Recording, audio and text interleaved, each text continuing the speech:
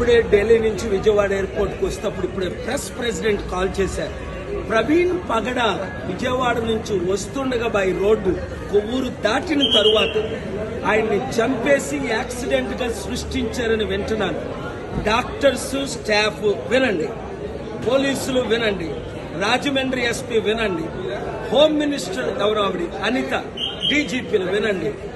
Investigation సరిగ్గా చేసి న్యాయాన్ని ఇమీడియట్ గా జరిగించకపోతే తగిన చర్యలు తీసుకోవడం జరుగుతుంది. దేవుడు క్షమించడు, నేను క్షమించను. రాజమండ్రి వచ్చానంటే రేపు రచ్చ అయిపోద్ది. ఇమీడియట్ గా ఎఫ్ఐఆర్ ఫైల్ చేయండి, ప్రాపర్ ఇన్వెస్టిగేషన్ చేయించండి, వెంటనే చర్యలు తీసుకోండి. చంద్రబాబు నాయుడు గారు మీరు పర్సనల్ గా ఇన్స్ట్రక్షన్స్ ఇవ్వండి. ఎందుకంటే ఈ మధ్యన పవన్ కళ్యాణ్ రెచ్చగొట్టిన మాట్లాడాడే, అందుకు ఇది జరిగిందని ఆయన ఫోన్ ట్యాపింగ్ చేయండి. ఎవరెవరు ఆయనకు శత్రువులు ఉన్నారో ఇన్వెస్టిగేట్ చేయండి.